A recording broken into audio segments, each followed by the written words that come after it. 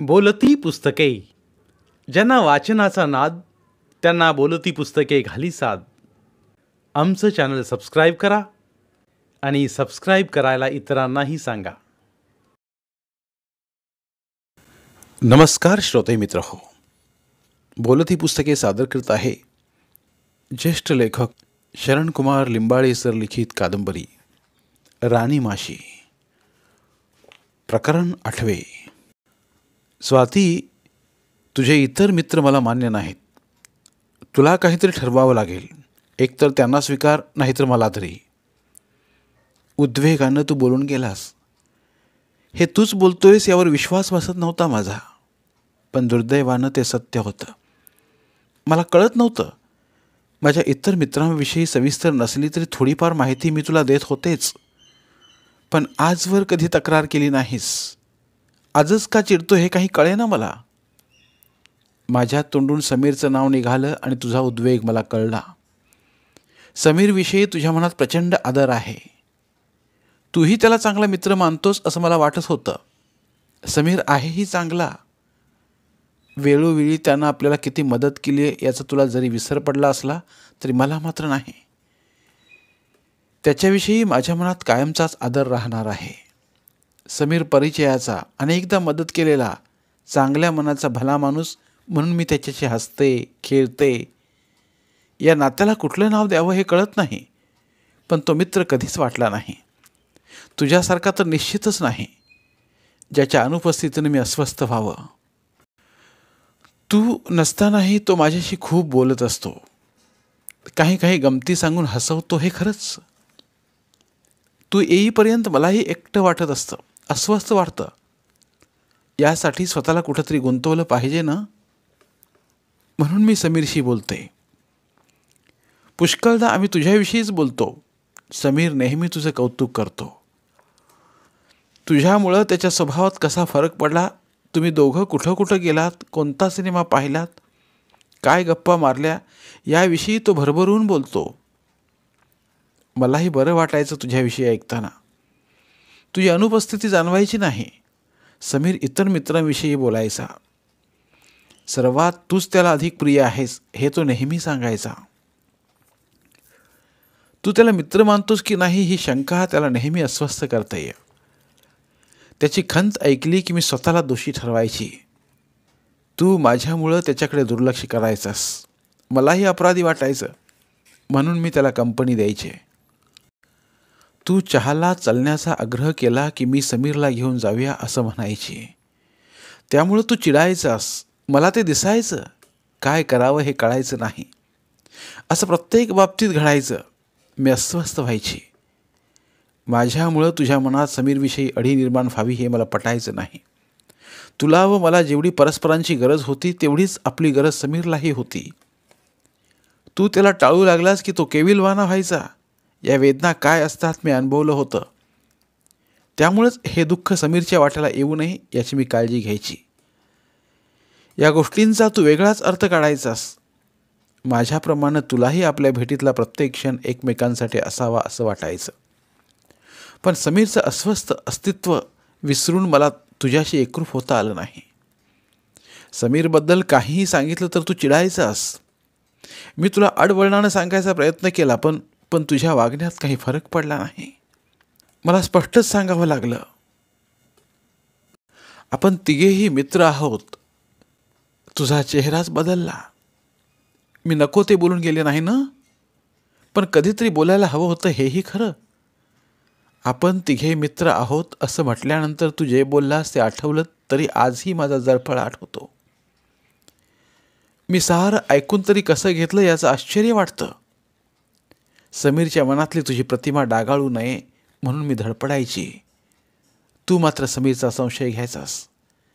ज्या समीरसाठी मी तुला दुखवायची तोही तुझ्याकडे माझ्याविषयी इतका वाईट बोलतो हे सहन होत नव्हतं. मरुदे ही मैत्री आणि खड्ड्यात जाऊ देत हे मित्र. मी त्यांच्यापासून दूर जाईन. यातला एकही आपल्याला समजून घ्यायला तयार नाही.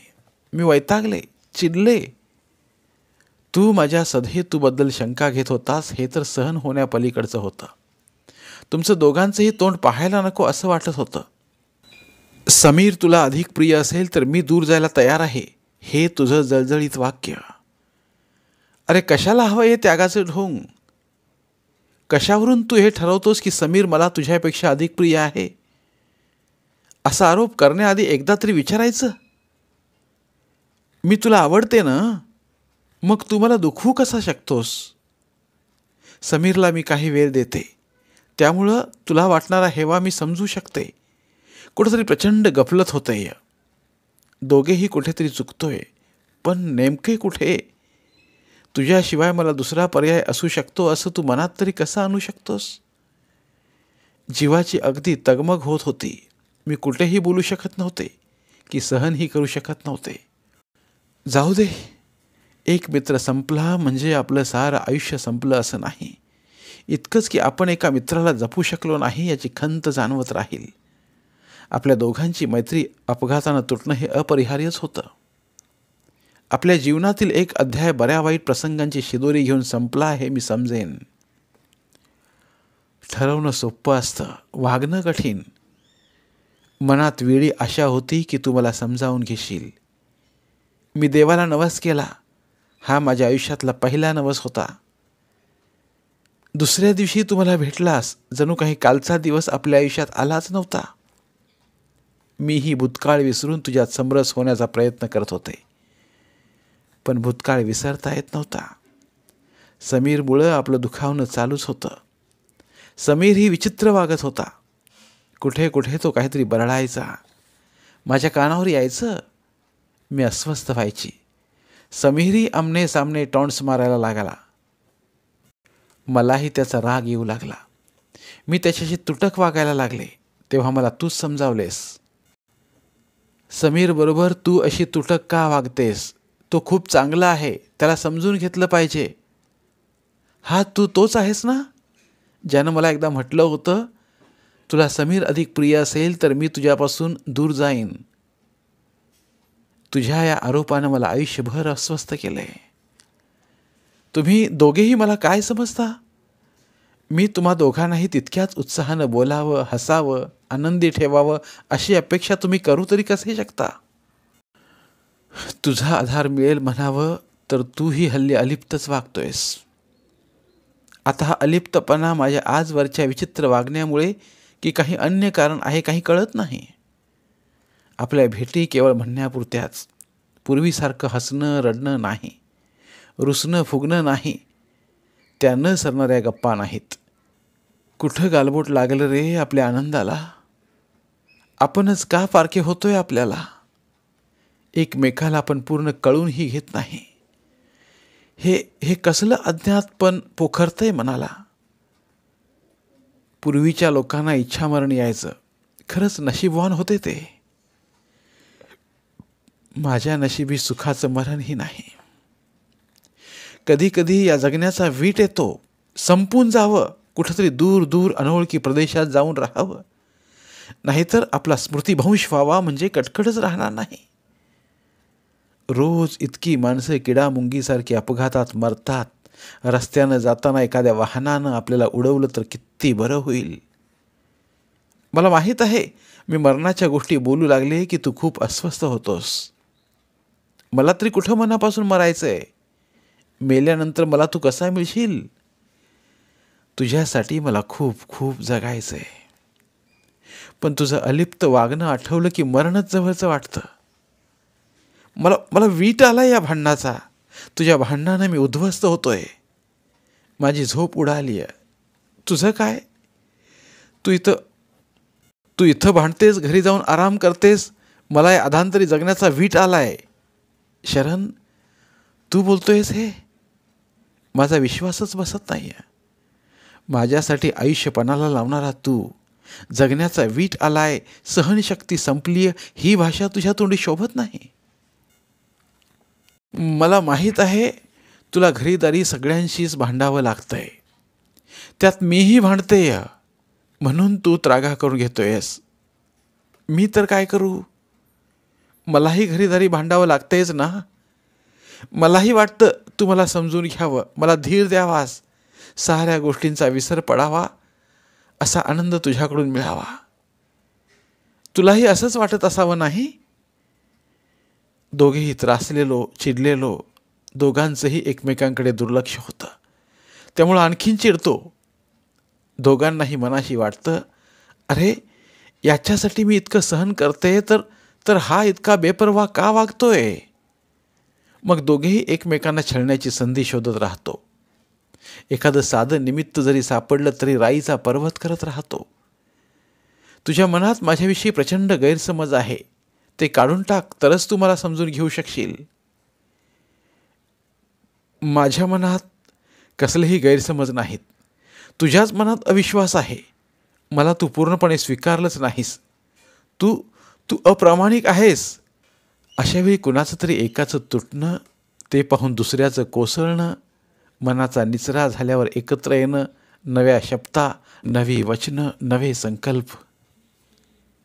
स्वाती, तू पूर्वीसारखी आनंदी दिसत नाहीस. अभ्यासाचा खूप ताण पडतोय का? जरा बेतानच करत जा बाई सारं. पुरीची जात, अजून सगळं व्हायचंय. आरशात पहा स्वतःला, 10 वर्षांनी मोठी दिशील. आजूबाजूची चिंता.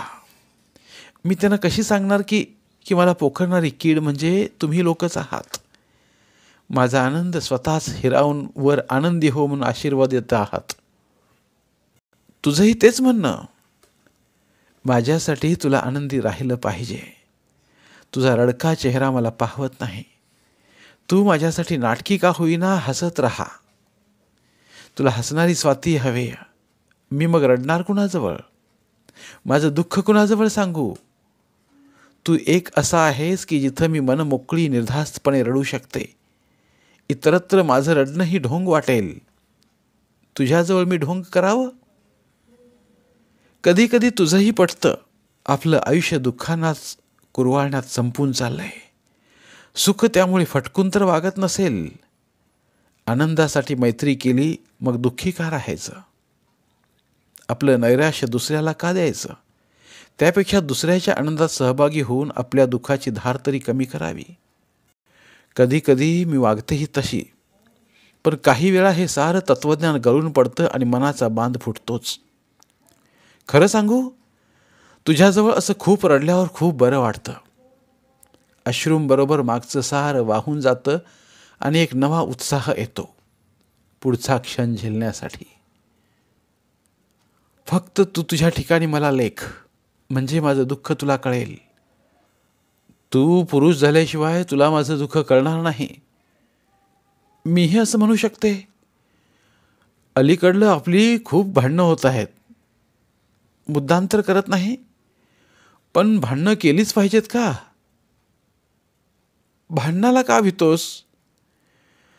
मला मैत्री तुटण्याची भीती वाटते. मला या मैत्रीची तुझ्यापेक्षा अधिक गरज आहे. मला तू आयुष्यभर समजून घेणार नाहीस. मी कुठे चुकतो? केवळ तू तुझ्याच मनाचा विचार करणार आहेस का? मी रडायला लागले की तू केविलवाना होतोस. माझी समजूत काढतोस. हात रुमालानं लहान मुलांचे डोळे पुसावेत तसे माझे डोळे पुसतोस. मला हसवण्यासाठी तू अनेक प्रयत्न करतोस. रडल्याशिवाय मन हलकं होत नाही. मी तर कुणाशी भांडणार? माझा राग मी कुठं व्यक्त करणार? तुझ्यावर रागावण्याचा अधिकार नाही का मला? भांडणामुळे मला आनंद होतो असं नाही. मलाही त्रास होतो. मलाही भावना आहेत, हे तू विसरतोस. आपली चुकामुक होते नेमकी मनाजवळ. अविली डोळ्यांना हाताशी धरून मी तुझ्या स्पर्शाजवळ येते. तुझी नजर नागमोडी होते. श्वासाची भाषा तुला कधी कळणार? सांग, तुला मी कुठे शोधू? पूर्वीसारख्या उत्साही आनंदी चेहऱ्याचा तू कुठे सापडशील? आता मला उत्साह वाटत नाही. ओढ ही संपली आहे. पूर्वीची अधीरता राहिली नाही. पूर्वी तुला कधी भेटू असं व्हायचं, पण आज तोंड चोरावंसं वाटतं. कधी कुठल्या कारणावरून आपलं बिनसेल हे कळत नाही. त्यापेक्षा भेटणं टाळलेलं बरं. तुझं हे बोलणं मनावर तेजावाचा शिडकावा करतं. तू मला हसून भेटलास तर माझा दिवस आनंदात जातो. परवा तू हातरुमाल मागितलास, मी दिला नाही. तू आकाश पाताळ एक केलंस, माझा हातरुमाल अनेक वेळा तुला दिला आहे. त्या दिवशी तो खूपच घाण झाला होता. शिवाय माझा हातरुमाल तुझ्याकडं कुणी पाहिलं तर? आपण होऊन या अडचणी का निर्माण करायच्या? तुला वाटलं की हातरुमाल नेहमीच देते, आज देत नाहीये. कदाचित हा हातरुमाल हिच्या मित्रानं भेट दिला असावा. बस, तू संशयानं पछाडलास. तुझ्या डोळ्याला डोळा भिडवण्याची हिंमत देखील मला झाली नाही. तू तुझ्या सर्व भेटवस्तू परत मागितल्यास. वस्तुस्थितीकडे तू नेहमीच दुर्लक्ष करतोस. तुझ्यातला मित्र वरचेवर मावळत चाललाय. तू टाळतोयस मला, माझ्यावर अविश्वास दाखवतोयस. माझ्यासाठी तू लिहिलेली कविता तुला आठवते का? तू म्हणजे भेटीपूर्वीची असोशी अगतिकता, भेटीतली अभंग अतृप्तता, भेटीनंतरचा चिरंजीव विरह. या ओळींनी तर माझं आयुष्य अधोरेखित केलंय. तुझ्या तळहातावरचा तीळ मला देशील? तो मला माझ्या गालावर मिरवायचा आहे. असं झोपायचं नाही. नीट बस, मला तुला पाहायचंय. अशी वादळं येती एकामागोम एक. झाडानं किती सावरावं, मातीच थरारली आता, आभाळानं किती आवरावं. परवा माझ्याशी बोलताना तू कागदाशी चाळा करता करता या ओळी लिहून गेलास. असं काही अनवधानं लिहिलंस की तू ते नेहमी फाडून टाकायचास. पण परवा ओळी माझ्या हाती पडल्या. तू अस्वस्थ वाटत होतास. मी गेल्या काही दिवसांपासून तुला अशीच पाहते. माझ्याशी बोलतोस पण यात तू नसतोस. तू काय बोलतोयस याचं तुलाही भान नसावं. अखंड बोलणारा तू मोजकाच बोलतोस, केवळ कर्तव्य म्हणून. तुझं हसणं देखील किती केविलवाणं वाटतंय. तुझ्या आगमनाची चाहूल मला तुझ्या हसण्यानं मिळायची. आज तुझं हसणंच हरवलंय. माझ्याकडे सरळही पाहत नाहीयेस, नजर चुकवतोस. आपण बोलताना एकमेकांकडे पाहिलं पाहिजे, नजर चुकवायची नाही, हा तुझा अट्टाहास तू कुठं विसरलास? तू हक्कानं काही मागावं, मी नाही म्हणावं असं पूर्वी कधी घडायचं नाही, पण आज वारंवार घडतंय. तुझं पुस्तक प्रकाशित झालं तेव्हाची गोष्ट घे. तू मला भेटायला आला होतास, उत्साहानं उधाणून. अशा आनंदाच्या वेळीही मला भांडणाची भीती वाटली. तू पुस्तक भेट दिलंस, मी अभिनंदन केलं. तुझं गोड गालभर हसणं, माझं पार्टी मागणं, लगेच तुझी तयारी, माझा नकार, तुझं चिडणं. पार्टी नकोय, पुन्हा कधीतरी. का? ते गैर दिसेल. म्हणजे आपण असं हॉटेलात खाणं बरोबर नाही. गेल्या महिन्यात आपण जेवण केलंय. कधी कधी गैर वागलेलं चालतं. माझ्या नकारानं तुझा चेहरा पार बदलला. एकाच क्षणात अनेक ढग तुझ्या नजरेत जमा झाले. आश्चर्य, अविश्वास, संशय, द्वेष, क्रोध. तुझा तो चेहरा आजही मी विसरू शकत नाही. तू काहीही न बोलता निघून गेलास. मी विरघळले नाही, काहीही बोलले नाही. मी पण ताठ्यात निघून गेले. माझं घायाळ जखमी मन मागं फिरून पाहू इच्छित होतं, पण शरीराला अभिमान फरफटत नेत होता. मला आणखी एक प्रसंग आठवतोय, सदैव काळजात बोचणारा. कॉलेजात आपण भेटलो, बोललो, हसलो. निरोप घेताना तू माझा हात हातात घेतलास. मी तो चटकन सोडवून घेतला.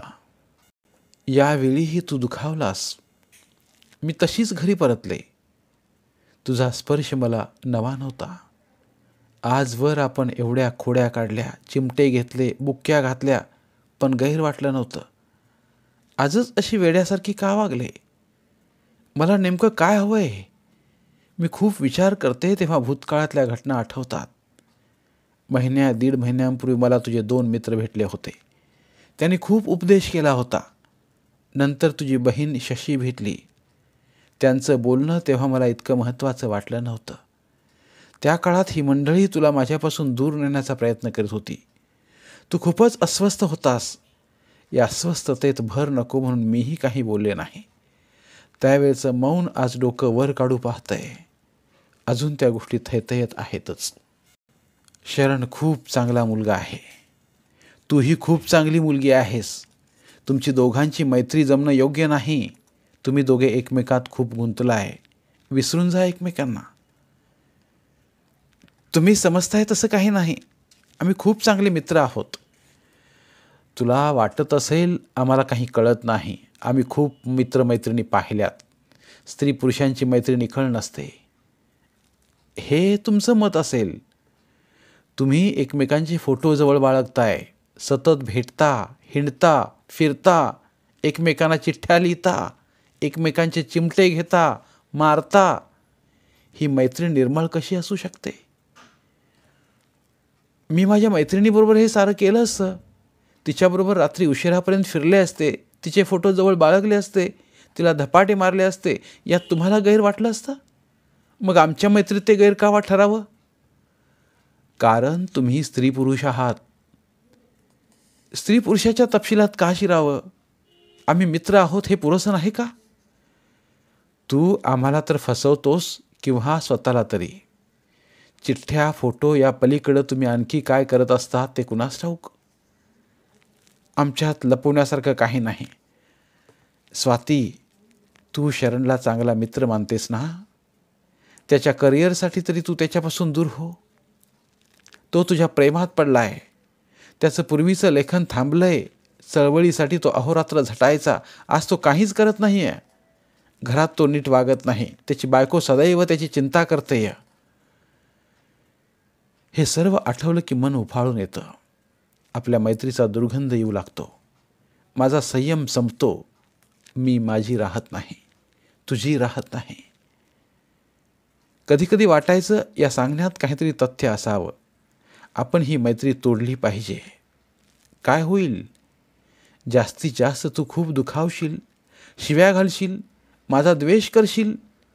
स्त्रिया फसव्या असतात म्हणशील. कुठल्या तरी कामात स्वतःला गुंतवून घेशील. हे असंच घडलं तर ठीक आहे, पण माझ्या या निर्णयानं तू पूर्ण तुटून गेलास तर? तुझ्यासारख्या संवेदनक्षम माणसाच्या बाबतीत काही बोलता यायचं नाही. तू काही बरं वाईट करून घेतलंस तर? मी काय करावं? तुला एकदम तोडण्यापेक्षा हळूहळू. हो, हाच योग्य मार्ग आहे. पण लगेच दुसरं मन अकांत करतं. का म्हणून मी माझ्या मित्राला दुखावू? अशानं मी सुखी होणार आहे? तुला विसरणं शक्यच नाही. एक जिवंत आत्महत्या कशी जगायची रे? का म्हणून आपलं दोघांचं आयुष्य असं उद्ध्वस्त करायचं? कुणासाठी? साधी सोपी स्वाती, तिचा एक साधा सरळ मित्र, त्यांची साधी निष्पाप मैत्री.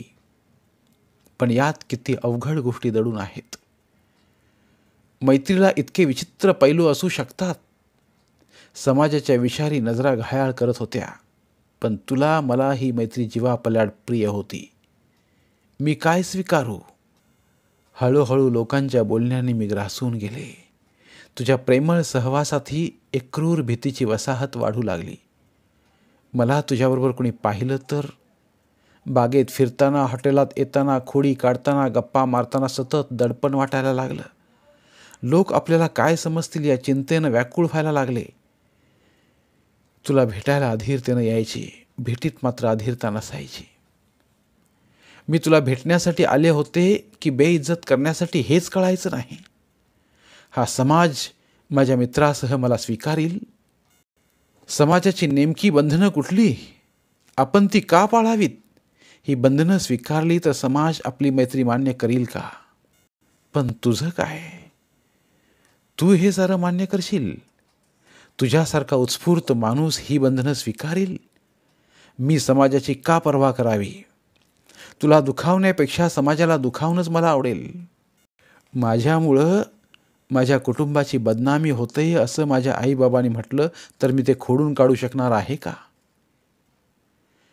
तुझ्या आईला काय वाटेल माझ्याविषयी? काय निर्णय घेऊ? एकदा निर्णय घेतल्यानंतर जे काही बरे वाईट परिणाम होतील ते एकट्याने सोसायची ताकद हवी. ती माझ्याकडं आहे का? मला कोणीतरी सच्चा मार्गदर्शक हवा होता त्यावेळी, पण कुणीही भेटलं नाही. उलटसुलट विचाराच्या गुंत्याखेरीज हाती काहीच सापडलं नाही. हे कालचक्र उलटं फिरवता आलं असतं तर? अलीकडे मी खूप चिडचिडी होत चालली आहे.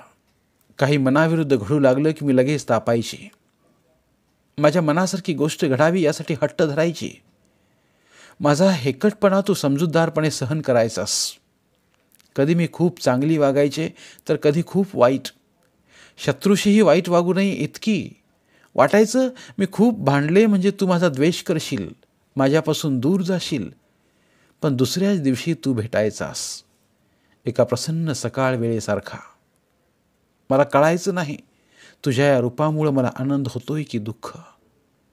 तू एकदा माझं उष्ट पाणी प्यालास, मी रागावले. काय बिघडलं पिलं तर, तुझा प्रश्न. खरं तर काही बिघडत नाही, पण मनाची समजूत कोण घालणार. एकमेकांचं उष्ट खाल्लं पिलं तर प्रेम वाढतं म्हणे. मला तर हे वाढणारं प्रेम नको होतं. तू एखादं पुस्तक हौसेनं मला वाचायला द्यावं, मी त्याकडे ढुंकूनही न पाहता मला वेळ नाही म्हणावं. तू आवडीनं तुझं एखादं पुस्तक मला द्यावं, अभिप्राय विचारावा, मी अजून ते वाचलंच नाही म्हणून टाळावं. तू आनंदानं माझ्यासाठी माझ्या आवडीची वस्तू आणावीस, मी मात्र ती कशी आवडत नाही याचं वर्णन तुला ऐकवावं. हे असं वारंवार घडू लागलं. असं वागल्यामुळे मला तरी कुठं सुख लागायचं. मनाचा तो हळुवार कोपरा आक्रंदत असायचा. माझ्या वाईट वागण्यामुळं तुझं वागणं बदलू लागलं.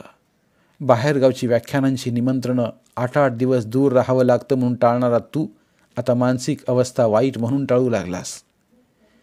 दिनेश मला रस्त्यात भेटला. तो सांगत होता, शरण हल्ली नीट वागत नाही.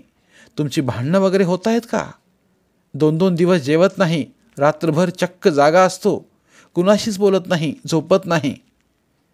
म्हणजे मी माझ्या हेतुपूर्तीत सफल होते तर.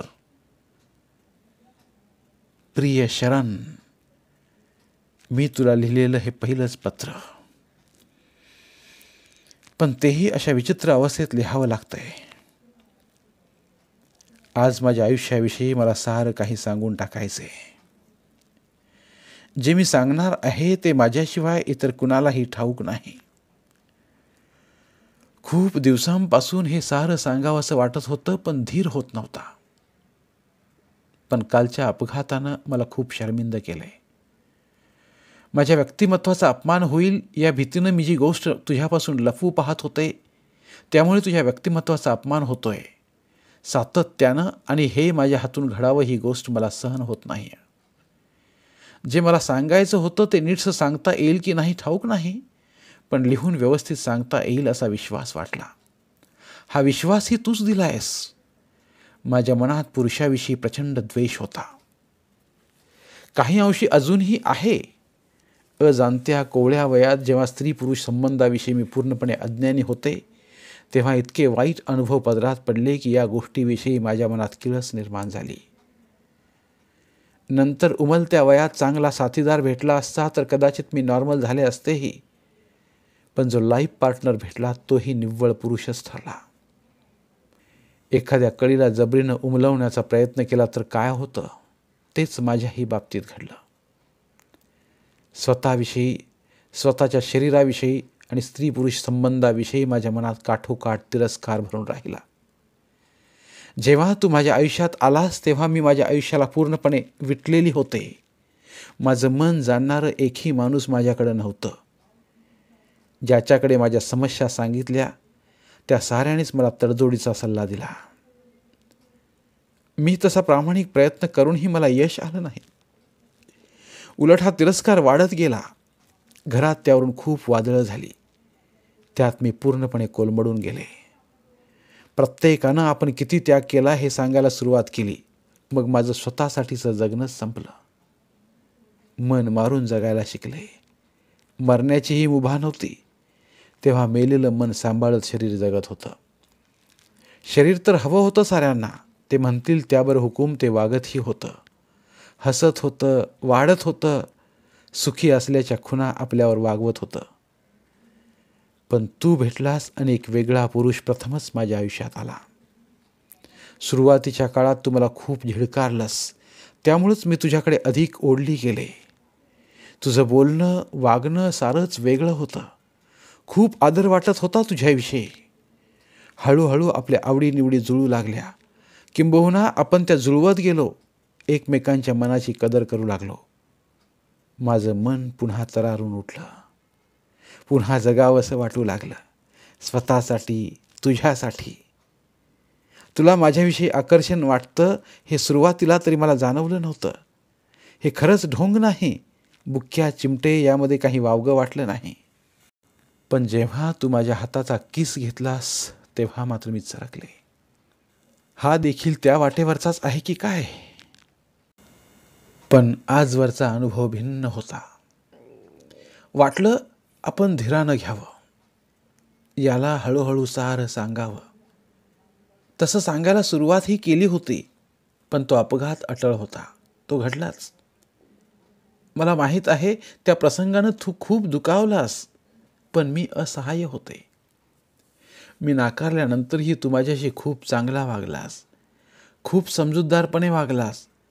त्यामुळे मी स्वतःलाच दोष दिला. तुझ्या वागणुकीमुळे आदराची जागा प्रेमानं घेतली. पण पुन्हा कालचा प्रसंग, यामध्ये दोष कुणाचा? तुझा तर नक्कीच नाही. तू स्वतःला मुळीच दोष देऊ नकोस. त्यामुळे मला खूपच वेदना होतात. अगदी सांगूही शकत नाही, सहनही होत नाही या प्रकारातल्या. नसेल जे माझ्याकडे त्याचीच तू करावी मागणी, देवाने याहून केवढे दुर्भाग्य द्यावे जीवनी. या ओळी मागे लिहिल्या होत्या याच संदर्भात. हे असं घडणार वाटत होतंच, पण सांगण्याचं धाडस नव्हतं. या द्विधा मनस्थितीत जगल्यामुळे माझ्या हातून तुझा पुष्कळ अपमान झाला. तू तो हसत मुखाने सहनही केलास. तुझ्या हसऱ्या चेहऱ्यानंच तर मला जगण्याची उर्मी दिली. नाहीतर ही स्वाती केव्हा संपली असती. असो, आज तू जो काही निर्णय घेशील तो मला मान्य करावा लागेल. मला आता बोलायला तोंड नाही.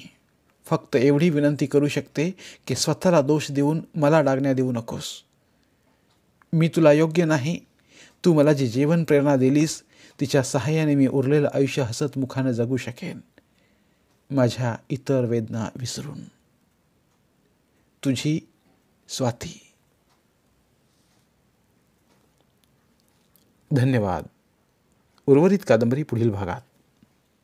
धन्यवाद. बोलती पुस्तके श्रोते मित्रांसाठी मराठी साहित्याचा खजिना फक्त 59 रुपयात. फक्त 59 रुपये माफक फी भरून आमच्या साहित्यरत्न या चॅनलचे सभासद व्हा व भरपूर मराठी ऑडिओ बुक्सचा आस्वाद घ्या.